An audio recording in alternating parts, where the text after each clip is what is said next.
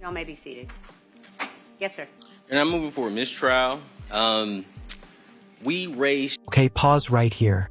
Lack of foundation is defense code for you can't just show this to the jury yet. In plain English, before demonstrative evidence comes in, the prosecution has to prove it actually reflects real-world conditions. No shortcuts, no vibes, just law. Stay objection to lack of foundation. The case is Monroe v. State, 340, Georgia Appeal, 373, 2017. It provides that the Honorable Court has wide latitude to admit demonstrative evidence, and the burden is on the party offering demonstrative evidence to lay a proper foundation. This citation isn't random. This is the defense anchoring their argument in appellate law. Monroe v. State basically says, judges have wide latitude, yes, but only after the groundwork is properly laid. That's the tension you're about to see explode. Establishing a similarity of circumstances and conditions. Although the conditions of the demonstration need not be identical to the event at issue, they must be so nearly the same in substantial particulars as to afford a fair comparison in respect to the particular issue in which the demonstrative evidence is directed. Further, experimental or demonstrative evidence, like any evidence offered at trial, should be excluded if it's probative value and the case goes on. But we emphasize the language that we stated. Your Honor, we raised a lack of foundation objection. Your Honor alleviated the state of their burden to prove any type of substantiality between the tests that Mr. Agent Grove, is that correct? Engineer Grove conducted and allowed the state to introduce this demonstrative. That phrase right there, that's courtroom poetry and a warning. Once jurors see something, you can't erase it from their minds. The defense is saying, even if this gets struck later, the damage is already done. Once the bail is wrong with the jury, it cannot be unwrong. As we've said throughout this trial, Mr. Faust's defense has been handcuffed. The state has had free reign. It's to the point where our objections aren't even acknowledged. So, Your Honor, based on Mr. Faust's due process rights, violation of Mr. Faust's due process rights, and the entry of this exhibit, we would ask that the Honorable Court grant our motion for mistrial. Thank you. Mr. Yalman-Chile, any response? Your Honor, the foundation for the admission of the exhibit was laid. We haven't gotten to any of the questions as far as, what testing was done by Mr. Grove. We went through his qualifications. So one, the motion is untimely, but even fast forwarding for the purposes of, and I would just note for the record, the only thing that's been displayed to the jury is a picture of the exterior of 160 Farm Drive. So, but just fast forwarding a little bit, Your Honor, Mr. Grove received information. He tested certain things that were part of the theory as far as how the fire began in this case, and those are contained in the report. I would also note for the record that Mr. Cruz had an opportunity to review this PowerPoint last night in its entirety. This is a classic prosecution move. Shift the focus from admissibility to timing. You saw it last night, you didn't object. But here's the catch. Prior review doesn't automatically equal proper foundation. He did not raise any kind of issue with the court prior to bringing the jury in. It's certainly, one, it's not even improper, but two, it's not grounds for Mr. Cruz, you got Mr. Cruz, I'm going to let you respond because it's your motion, but you need to let Mr. Yalman-Chile finish his statements. Go ahead, sir. I said that the evidence is not improper. I am making no personal attack on Mr. Cruz, but additionally, there are no grounds whatsoever for a mistrial based on this, which is properly authenticated and admitted evidence as a demonstrative aid, Judge. All right, thank you. Mr. Cruz, anything further? Absolutely, Your Honor. The Honorable Court, at the conclusion of court, allowed us the opportunity to view this demonstrative. The state, in multiple arguments, has insinuated that I have to run everything by them and then run it by the court. The law is the law. Regardless of how Mr. Yalman-Chile feels about me, the law is the law. This isn't anything personal. We're advocating. He says Mr. Faust did it. I say Mr. Faust is innocent.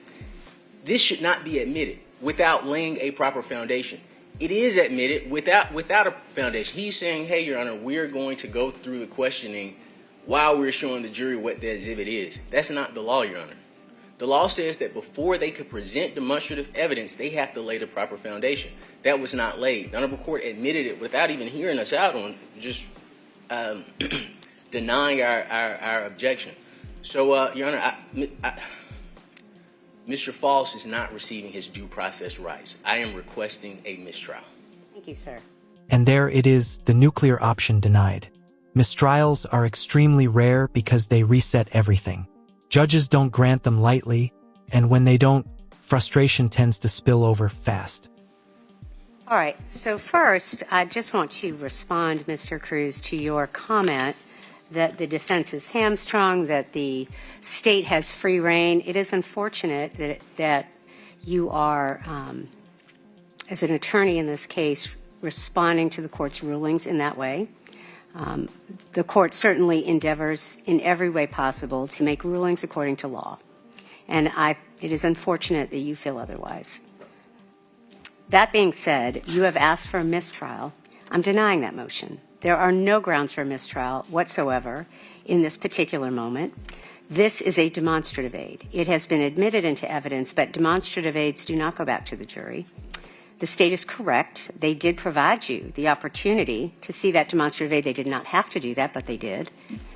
You are mischaracterizing the court's rulings, Mr. Cruz, in suggesting that this court is somehow forcing you to show the state your hand without making them do that.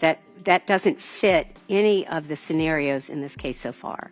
And that is a mischaracterization that is pretty frustrating for the court to hear. There are no grounds for a mistrial. The state has properly authenticated this particular aid, and the foundation has been laid. There has been no violation of 403. I find that this moment has not even suggested that 403 is even in jeopardy. And I'm making a finding, again, that the evidence is, at this point, not improper. This is a demonstrative aid, and I'm denying your motion. You may bring the jury out. Now we're escalating. The defense isn't just arguing evidence anymore. They're arguing fairness. When lawyers start saying they're handcuffed, they're building a record for appeal. Yes, ma'am. You all may be seated. Yes, sir. Your Honor, I am again moving for a mistrial. We can't impeach witnesses. We can't argue consent. The state can present things that we can't present. We can't rebut allegations in their indictment. We are requesting a mistrial. This is not fair. This trial has been worse than practicing in communist Russia. He doesn't stand a chance in this courtroom, Your Honor. The witness made a prior statement. We played the recording for the court. The witness made a prior statement. He was wearing like an orange-colored shirt, orange or red, something bright. That is a quote.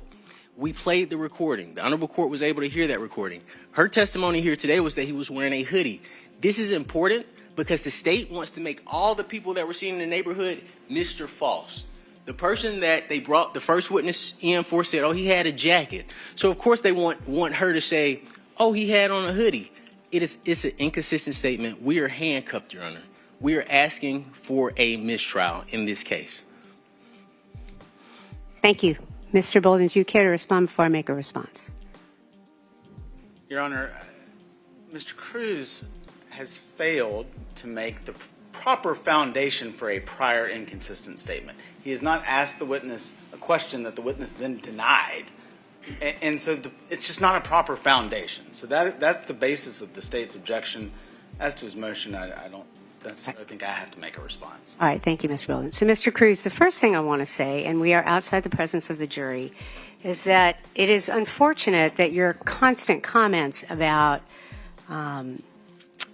the unfairness of this trial it's very unfortunate. You know, it is outside the presence of the jury, but it is not appropriate to continually just argue to the court that things are unfair and that somehow the defense is handcuffed because of the court's rulings. As I stated before, the court endeavors in every respect to make rulings based on law. So that's the first thing. And, you know, having a slight tantrum every time you get a ruling that you don't agree with is really not appropriate. This is a dangerous moment for any attorney. Judges expect advocacy but not open defiance. When tone becomes the issue, credibility starts slipping, and juries never see this part, but appellate courts will. And I'm going to ask you to consider that moving forward. The second thing is, the state is correct, Mr. Cruz, in terms of the procedure to request to admit an inconsistent statement, and you have not done it properly.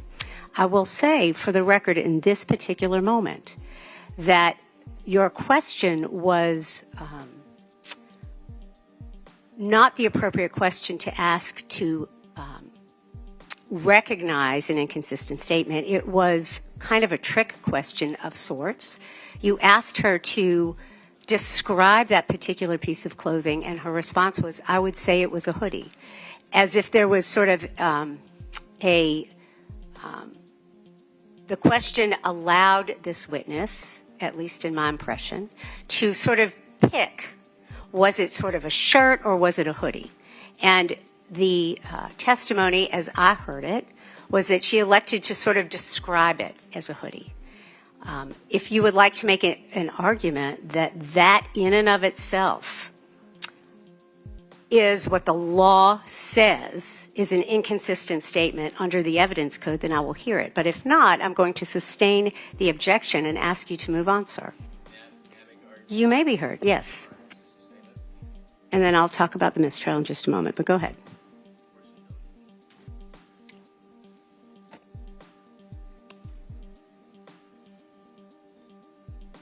If the court has the statute, save me a little time pulling the statute now, that's okay. But if you have it readily available. Well, I mean, Mr. Cruz, I'm not going to advise you on the law. And I think you need to be here prepared to argue it.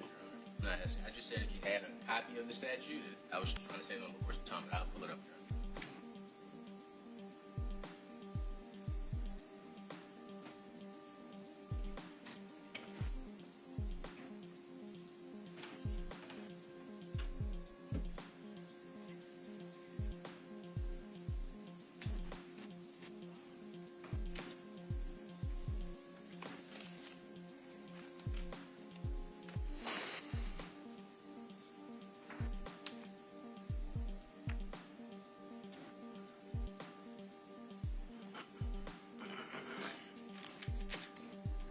This is OCGA.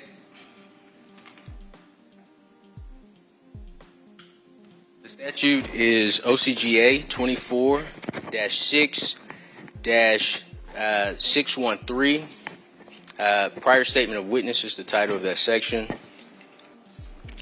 Under subsection A, the law provides, in examining a witness concerning a prior statement made by the witness, whether written or not, the statement need not be shown nor its contents disclosed to the witness at the time. Provided, however, upon request, the same shall be shown or disclosed to opposing counsel. Your Honor, in this case, I went above and beyond. I actually chose to refresh her recollection as opposed to impeaching her when we were talking about her statement. She heard the entire statement. I told opposing counsel, this is what I have.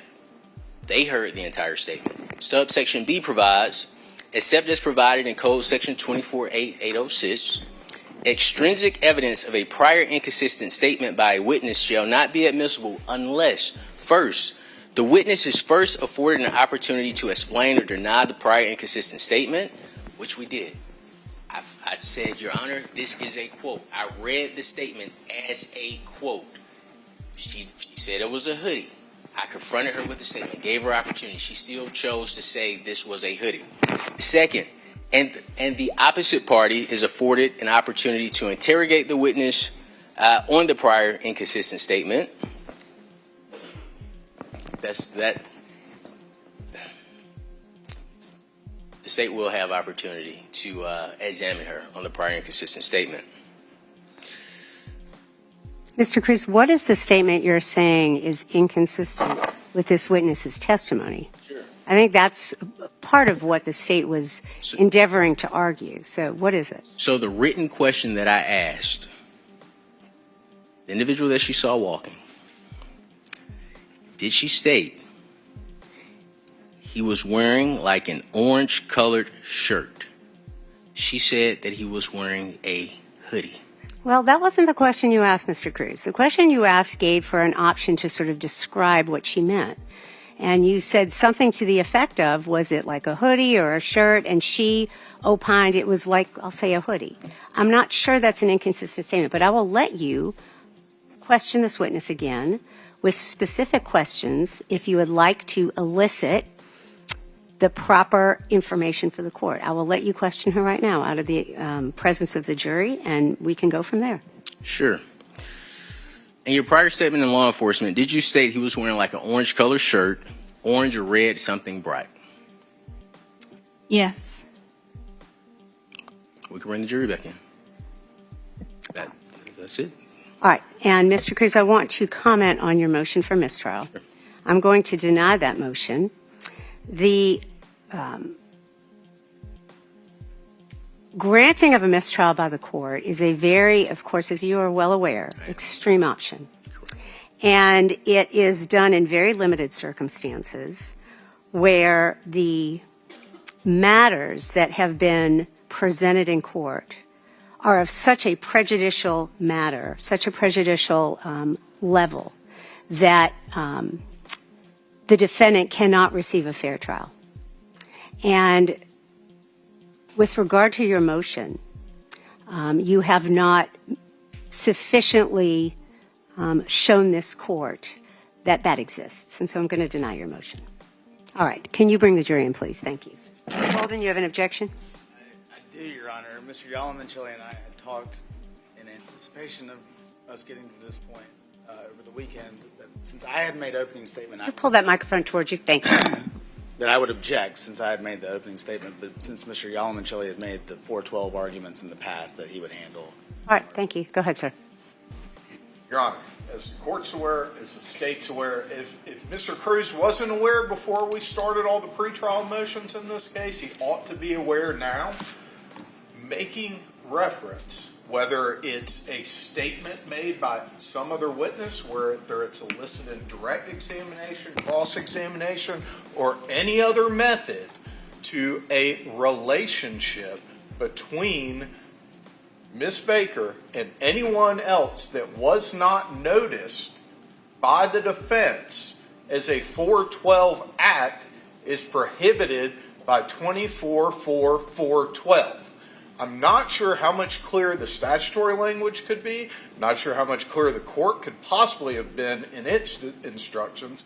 But whether it's Mr. Cruz making reference to a statement that some witness made during an interview with law enforcement, or whether it's Mr. Cruz eliciting the testimony on direct examination or cross-examination, it is all prohibited by the rule, which Mr. Cruz has violated now for the second time in his opening statement. It does not matter.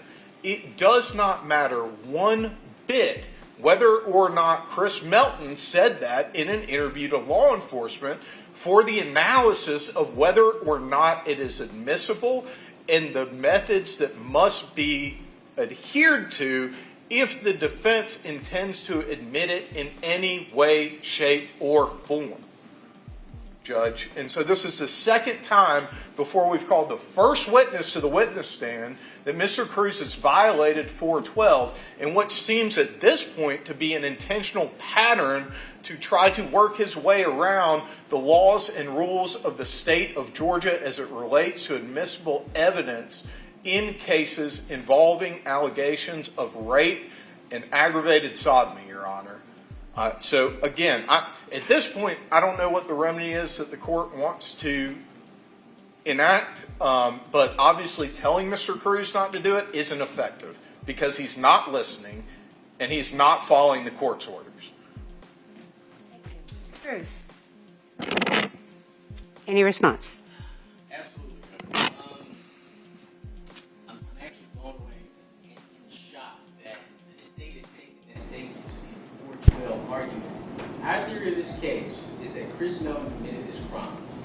Chris Melton's statement, when he's confronted with DNA that he already knew was present, that she was with someone else, it has nothing to do with us trying to get around 412. That statement is for the sole purpose of showing his consciousness of guilt. He knew this information in 2001. He showed the exact same information in 2024. And his response isn't, oh, my girlfriend, I can't believe this happened, you guys better find her. His response is just simply to say, oh, well, let's leave her. Me, she's with somebody else. There is no evidence that I intend to present that Chris Melton knows about Ms. Baker's sexual history. There's nothing I can intimate that Ms. Baker knows, that Mr. Melton knows about Ms. Baker's sexual history. The purpose of that statement has nothing to do with her character, under 24.412, her sexual character. The purpose of that statement is to show Chris Melton's response. When he's presented with some evidence, he gives a response that's inconsistent with the person that is innocent. So this isn't a 412. I understand the state may not like what I present, but that does not mean I have to preview every single statement I have to them so they can prepare their case. This is open statement show. You know I respect the court. I do anything for this court. I've told the court that multiple times. This is not a 412 argument. This is Chris Melton, who knows nothing about Ms. Baker's sexual history, being confronted with a piece of evidence and making a statement that shows consciousness of guilt in our court. This has nothing to do with sex. All right, thank you.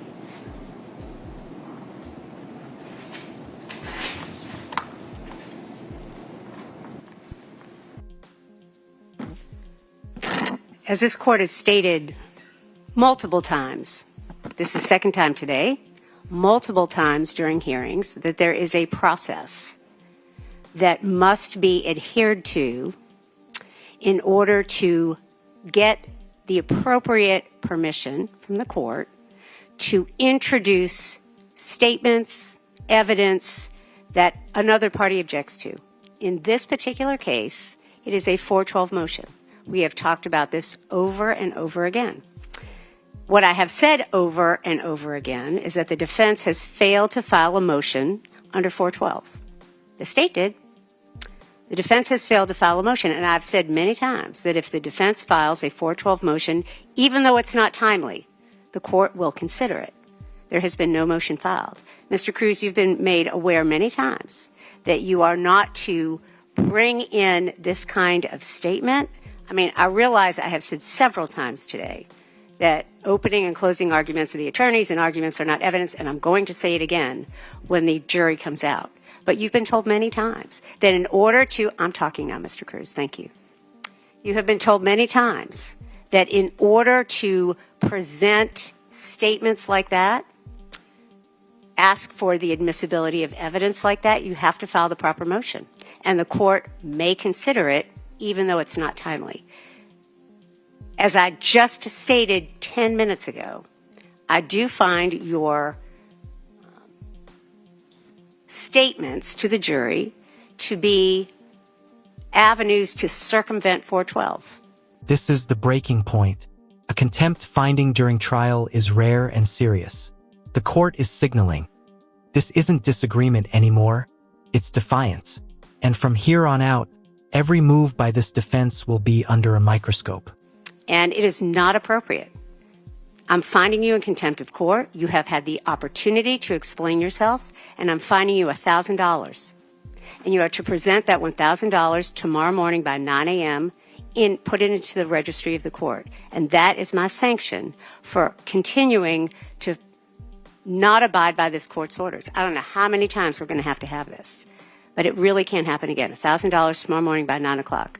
You may bring the jury out. Thank you.